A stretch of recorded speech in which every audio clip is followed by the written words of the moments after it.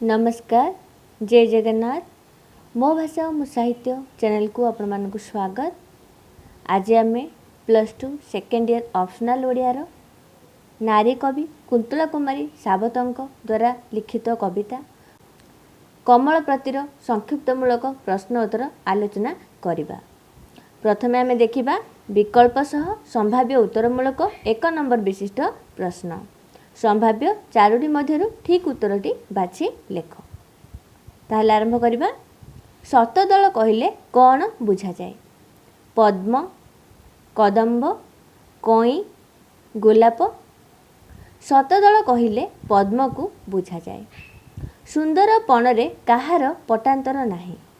पुष्करिणीर, पद्मर, कविंक बगीचार वर्णनार। सुंदर पणरे पद्मर पटांतर नाही।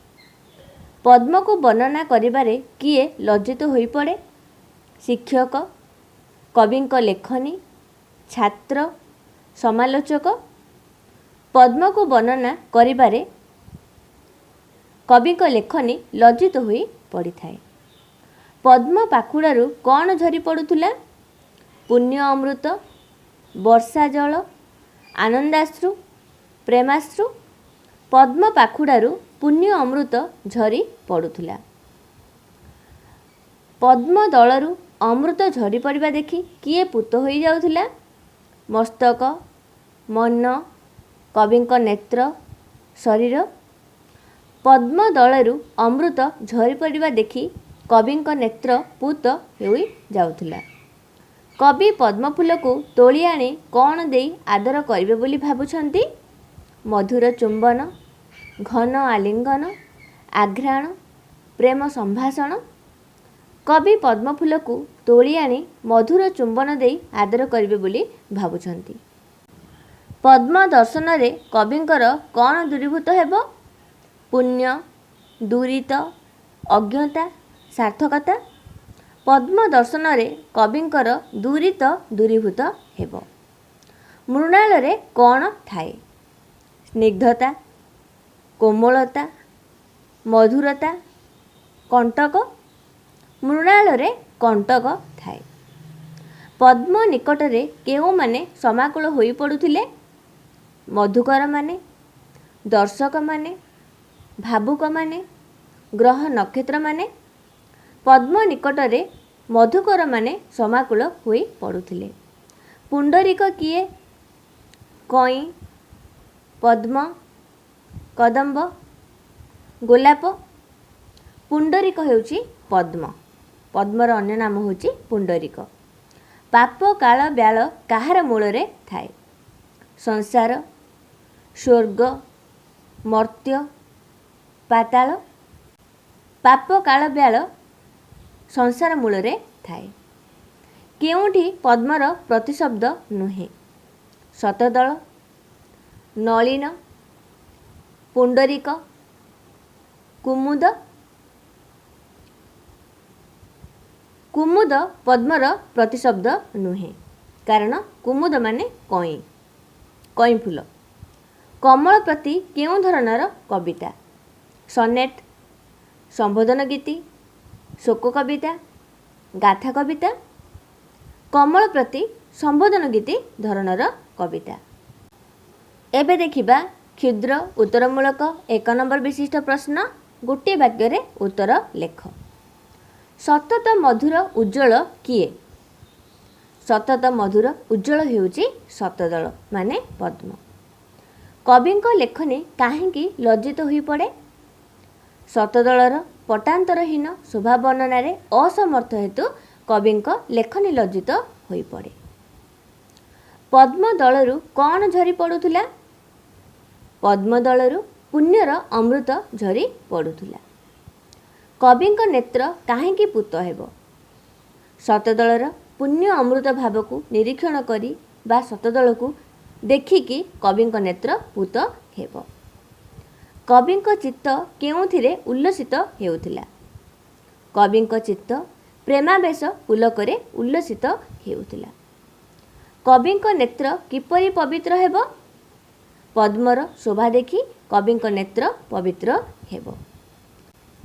कविंक दुरित किपरि दूरीभूत हेब? पद्मर पुण्य दर्शन कविंक दुरित दूरीभूत हेब। कुसुम राणी बोली काहाकू कुहाଯାଇଛି? पद्म को कुसुम राणी बोली कुहाଯାଇଛି, अर्थात फूल भितर राणी हेउची पद्म। पंक बिना किए फुटी पारिब नाही? पंक बिना पंकज अर्थात पद्म फुटी पारिब नाही। कंटक मृणाल कहा सहित संश्लिष्ट? कंटक मृणाल पद्म सहित संश्लिष्ट। पुण्य केउठारे जन्म होइथाए? पुण्य पापमहीरे जन्म होइथाए।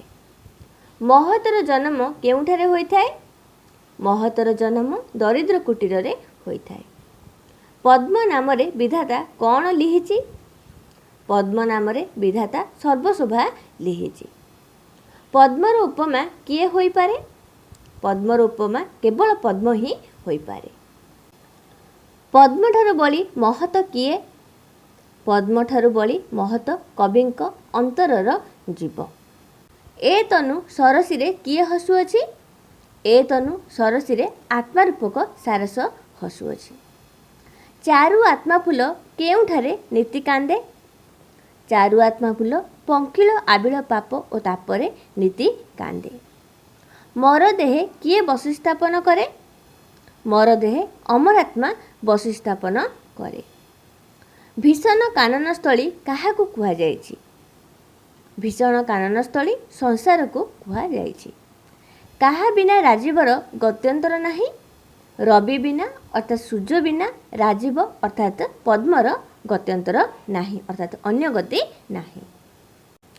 एबे देखिबा क्षुद्र उत्तरमूलक 2 नंबर विशिष्ट प्रश्न। दुईटी पाखे उत्तर लेख। लेखा एवं लेखकों सूचना पाई 1 नंबर रहिबो एवं उत्तर पाई 1 नंबर रहिबो। लेखनी लज्जित मोर कहिबार तात्पर्य कौन? कविता कमलप्रति, कवि कुंतला कुमारी साबत।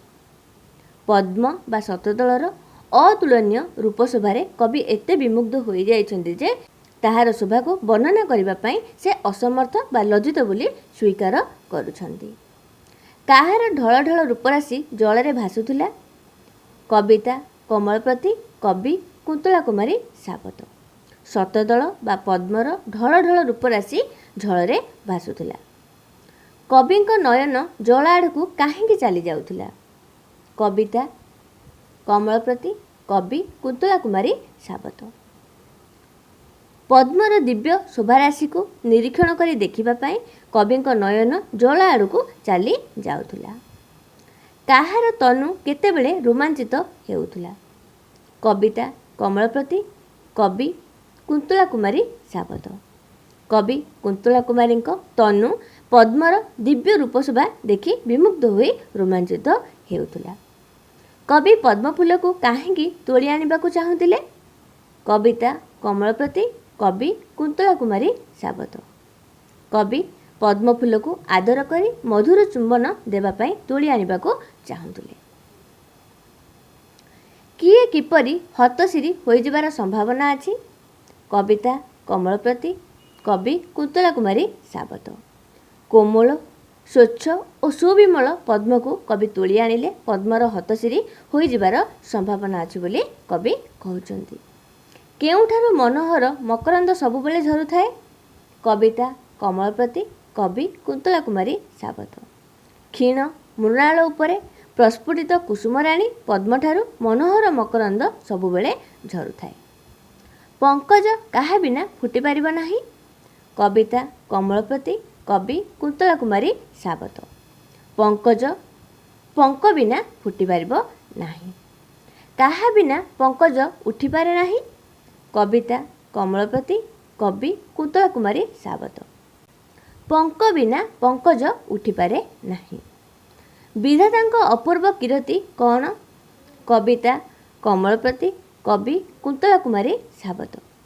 विधातांक अपूर्व कीर्ति हेउची मर देहरे अमरात्मार बसति स्थापन। पाप काल ब्याल कहिबार उद्देश्य कौन? कविता कमलप्रति, कवि कुंतला कुमारी साबत। कंटकित पद्मनाड़े सर्प रहिला परी ए संसार रूपक सृष्टि रे पाप और काल रूपक सर्प सदा सर्वदा रही थाए। तेणु ପାପ କାଳ ବ୍ୟାଳ ବୋଲି କୁହାଯାଇଛି। ପ୍ରେମ ଅରୁଣ ପ୍ରିୟ କିଏ? କବିତା କମଳପତି, କବି କୁନ୍ତଳା କୁମାରୀ ସାବତ। ପ୍ରେମ ଅରୁଣ ପ୍ରିୟ କବିଙ୍କର ଆତ୍ମସତ୍ତା। ଆତ୍ମା ରାଜୀବ ଲପନରେ ସୁବାସ କିଏ ସୃଜିପାରିବ? କବିତା କମଳପତି, କବି କୁନ୍ତଳା କୁମାରୀ ସାବତ। ଆତ୍ମା ରାଜୀବ ଲପନରେ ସୁବାସ ପରମାତ୍ମା ରୂପୀ ରବି ସୃଜି ପାରିବ। ଆତ୍ମା ରାଜୀବ ପ୍ରସଙ୍ଗରେ ପରମାତ୍ମା କିଏ? କବିତା କମଳପତି, କବି କୁନ୍ତଳା କୁମାରୀ ସାବତ। ଆତ୍ମା ରାଜୀବ ପ୍ରସଙ୍ଗରେ ପରମାତ୍ମା ରବି ଅର୍ଥାତ୍ ସୂର୍ଯ୍ୟ। ରବି ଓ ପଦ୍ମର ସମ୍ପର୍କକୁ କାହା ସହିତ ତୁଳନା କରାଯାଇଛି? କବିତା କମଳପତି, କବି କୁନ୍ତଳା କୁମାରୀ ସାବତ। ରବି ଓ ପଦ୍ମର ସମ୍ପର୍କକୁ ପରମାତ୍ମା ଓ ଆତ୍ମା ସହିତ ତୁଳନା କରାଯାଇଛି। ଏବେ ଦେଖିବା ଅଳ୍ପ ଦୀର୍ଘ ଉତ୍ତରମୂଳକ 3 ନମ୍ବର ବିଶିଷ୍ଟ ପ୍ରଶ୍ନ। 30ଟି ଶବ୍ଦ ମଧ୍ୟରେ ଉତ୍ତର ଲେଖ। ଲେଖା ଏବଂ ଲେଖକଙ୍କ ସୂଚନା ପାଇଁ 1 ନମ୍ବର ରହିବ ଏବଂ ଉତ୍ତର ପାଇଁ 2 ନମ୍ବର ରହିବ। ନିରେଖି ମୋ ନେତ୍ର ହୁଏ ପୋତ। ପ୍ରସଙ୍ଗ ନିର୍ଦ୍ଦେଶ କର। କବିତା କମଳପତି, କବି କୁନ୍ତଳା କୁମାରୀ ସାବତ। କବି ଶତଦଳର ମଧୁର ଉଜ୍ଜ୍ୱଳ ରୂପ ଦେଖି ବିମୋହିତ ହୋଇଛନ୍ତି। କବିଙ୍କ ଦୃଷ୍ଟିରେ ପଦ୍ମର ସୌନ୍ଦର୍ଯ୍ୟର ତୁଳନା ନାହିଁ। ଏପରିକି କବିଙ୍କ ଲେଖନୀ ତାହାର ରୂପ ବର୍ଣ୍ଣନାରେ ଅସମର୍ଥ ହୋଇଛି। ତାହାର ଢଳ ଢଳ ରୂପରାଶି ଝରି ପଡ଼ିଲା ଭଳି ମନେ ହେଉଥାଏ। ସେହି ରୂପକୁ ନିରେଖି ଦେଖି କବିଙ୍କ ନେତ୍ର ପବିତ୍ର ହୋଇଯାଇଛି ବୋଲି ସେ ଉଲ୍ଲେଖ କରିଛନ୍ତି। କାହାର ପ୍ରାଣ ଚଞ୍ଚଳ ବିମୁଗ୍ଧ ଓ କାହିଁକି? କବିତା କମଳପତି, କବି କୁନ୍ତଳା କୁମାରୀ ସାବତ। କବି ଶତଦଳର ଦିବ୍ୟ ରୂପ ଓ ସେଥିରୁ ଝରି ପଡ଼ୁଥିବା ପୁଣ୍ୟ ଅମୃତକୁ ଦେଖି ନିଜର ନୟନ ମନକୁ ପବିତ୍ର କରିଛନ୍ତି। ସେହି ରୂପକୁ ସଦାସର୍ବଦା ନିରୀକ୍ଷଣ କରିବା ପାଇଁ ତାଙ୍କର ଦୃଷ୍ଟି ଜଳ ଉପରେ ଭାସି ଯାଇଛି। ଫଳରେ ପଦ୍ମର ଦିବ୍ୟ ରୂପକୁ ଦେଖିବା ପରେ କବିଙ୍କର ପ୍ରାଣ ଚଞ୍ଚଳ ଏବଂ ବିମୁଗ୍ଧ ହୋଇ ଉଠିଛି। କାହାର ପୁଣ୍ୟ ମାଧୁରୀ କାହିଁକି ମଳିନ ହୋଇ ପଡ଼ିବ? କବିତା କମଳପତି, କବି କୁନ୍ତଳା କୁମାରୀ ସାବତ। କମଳର ଦିବ୍ୟ ସୌନ୍ଦର୍ଯ୍ୟ ଦେଖି କବି ଭାବବିଭୋର ହୋଇ ପଡ଼ିଛନ୍ତି। ତାହାକୁ ତୋଳି ଆଣି ଆଦରରେ ମଧୁର ଚୁମ୍ବନ ଦେବାକୁ ଚାହିଁଛନ୍ତି। କବି ବିଚାର କରିଛନ୍ତି ପଦ୍ମକୁ ତୋଳି ଆଣିଲେ ତାହାର କୋମଳ ସ୍ୱଚ୍ଛ ଏବଂ ସୁବିମଳ ଶ୍ରୀ ମାନେ ସୌନ୍ଦର୍ଯ୍ୟ ହୁଏତ ନଷ୍ଟ ହୋଇଯିବ। ସେ ହତଶ୍ରୀ ହୋଇପଡ଼ିବ। ସେହି ପଦ୍ମର ପୁଣ୍ୟ ମାଧୁରୀ କବିଙ୍କ ସ୍ପର୍ଶ ପାଇ ମଳିନ ପଡ଼ିଯିବ ବୋଲି କବି ବର୍ଣ୍ଣନା କରିଛନ୍ତି। କିଏ କାହିଁକି ବୃନ୍ତଚ୍ୟୁତ କରିବେ ନାହିଁ? କବିତା କମଳପତି, କବି କୁନ୍ତଳା କୁମାରୀ ସାବତ। କବି ପଦ୍ମର ଦିବ୍ୟ ସୌନ୍ଦର୍ଯ୍ୟ ଦେଖି ତାହାକୁ ତୋଳି ଆଣିବା ପାଇଁ ଚିନ୍ତା କରିଥିଲେ ବି ପରବର୍ତ୍ତୀ ସମୟରେ ସେପରି କରିବାକୁ ଚାହିଁ ନାହାନ୍ତି। କାରଣ ତାଙ୍କର ସ୍ପର୍ଶରେ ହୁଏତ ପଦ୍ମଶ୍ରୀ ହୀନ ହୋଇପଡ଼ିବ ବା ମଳିନ ପଡ଼ିଯିବ ଏବଂ ତାଙ୍କର ମାଧୁର୍ଯ୍ୟ ନଷ୍ଟ ହୋଇଯିବ। ତେଣୁ କବି ପଦ୍ମକୁ କହିଛନ୍ତି ତୁ ସେହିପରି ପ୍ରସ୍ଫୁଟିତ ହୋଇ ହସୁଥା। ତତେ ଅକାଳରେ ବୃନ୍ତଚ୍ୟୁତ କରିବାରେ ମୋର ପ୍ରୟୋଜନ ନାହିଁ ବା ଆବଶ୍ୟକତା ନାହିଁ। କବିଙ୍କ ସୁଷମା ପିପାସୁ ଚିତ୍ତ କିପରି ଶମିତ ହେବ? କବିତା କମଳପତି, କବି କୁନ୍ତଳା କୁମାରୀ ସାବତ। କବି ପ୍ରଥମେ ପଦ୍ମକୁ ବୃନ୍ତଚ୍ୟୁତ କରିବାକୁ ଇଚ୍ଛା କରିଥିଲେ ବି ପରବର୍ତ୍ତୀ ସମୟରେ ସେପରି କରିବାକୁ ଚାହିଁ ନାହାନ୍ତି। ବରଂ ସେ ପଦ୍ମକୁ ସେହିପରି ସଦାସର୍ବଦା ହସୁଥାଏ ବୋଲି କହିଛନ୍ତି।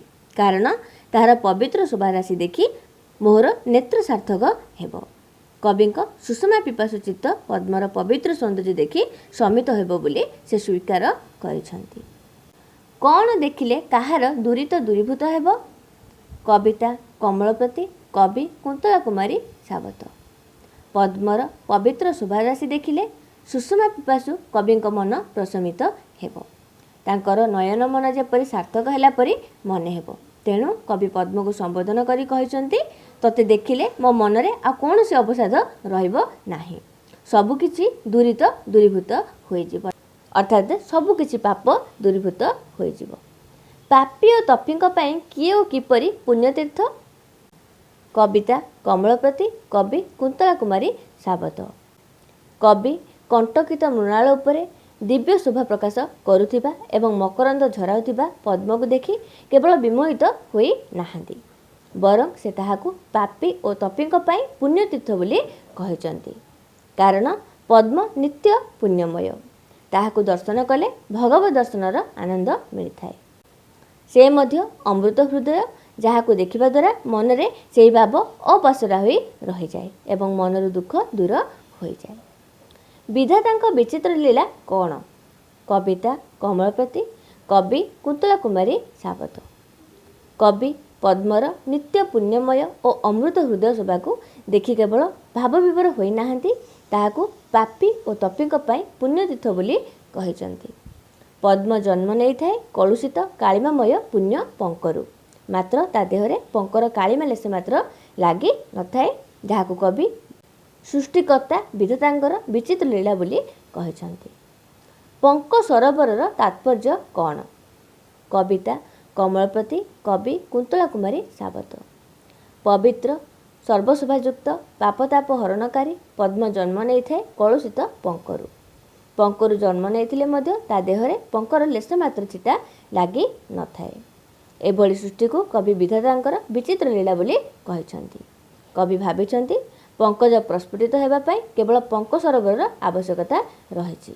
पंक सरोवर बिना पंकज सृष्टि असंभव। महत जन्म सते दरिद्र कुटीरे, प्रसंग निर्णय कर।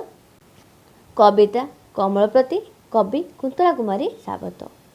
सर्वशोभायुक्त पद्म जन्म नहीं थाए कलुषित पंकरु। पंक सरोवर बिना जेपरी पंकजर सृष्टि असंभव बोली कवि स्वीकार करछन्ती, ताहाकु तुलना करबाकु जाई कवि कहिसंती जे अनेक महत व्यक्तिविशेष निहाती दरिद्र परिवार रे जन्म नहीं थांती। पंकरु पद्म जन्म नहीं समस्त निकट में आकर्षणीय हेला परी दरिद्र कुटीर रे जन्म नहीं मध्य महत व्यक्ति माने जगत रे उल्लेखनीय भूमिका ग्रहण करिथांती। पद्मर रम्य बदन सहित कौन सब चिर उपमित? कविता कमलप्रति, कवि कुंतला कुमारी सावत। पद्म सर्वशोभार आश्रय स्थल, तेणु पद्म को भक्त माने भगवानंकर हस्त पाद मुख और नेत्र सहित तुलना करिथांती। कवि माने मध्य नायक नायिकांकर मुख हस्त पाद को कमल सहित तुलना करी निजर प्रतिष्ठा देखाई थांती। अर्थात प्रियजन को समस्ते पद्मर रम्य बदन सहित तुलना करिथांती। पद्म ठारू किए अधिक सुंदर और महत् बोली कुआ जाइछि?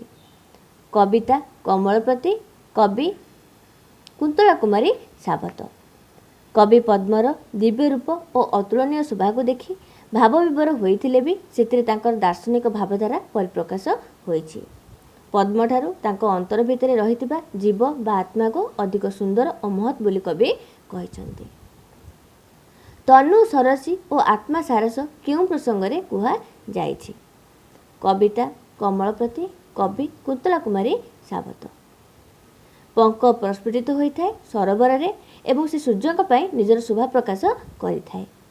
कवि एठारे निज शरीर को सरसी बा सरोवर सहित एवं सेठारे जाग्रत थिबा आत्मा को प्रस्फुटित पद्म सहित तुलना करिसंती। संसार को भीषण काननस्थली कहबार तात्पर्य कौन? कविता कमलप्रति, कवि कुंतला कुमारी सावत। पंक परिवेशरु कंटकित नाडरू मूलरे सर्पवास करथिले मध्य पद्म प्रस्फुटित होई समस्तंकर मनहारी होइथाए। सेही प्रसंगरे कवि कहिसंती ए संसार हेउची भयंकर जंगल भली, जेउठारे प्रति पदक्षेप पाप और मृत्युर संभावना रही थाए। तथापि से भयंकर परिवेश रे मध्य आत्माफुल प्रस्फुटित होई परमात्मा को ध्यान करिथाए। रवि और राजीवर संपर्क किपरि निर्णीत होइछि? कविता कमलप्रति, कवि कुंतला कुमारी सावत। रवि और राजीवर संपर्क हेउछि प्रेमिक और प्रेमिकार, प्रिय परमर और आत्मा परमात्मार संपर्क। रवि बिना राजीवर अन्य गति नाही। राजीव प्रस्फुटित होइथाए केवल रविंक पाए। कविंक मतरे परमात्मा रूपी रविंकर आत्मा रूपी राजीवंकर संपर्क मध्य अभेद्य। एतिकी थिला आमर नारी कवि कुंतला कुमारी सावतंक द्वारा लिखित कविता कमलप्रतिर संक्षिप्तमूलक प्रश्नोत्तर आलोचना। आज आलोचना आपण मानकु किपरि लागिला बा बुझिले कि नाही मते कमेंट माध्यम रे निश्चित भाव में जणाइबे। रहुछि धन्यवाद।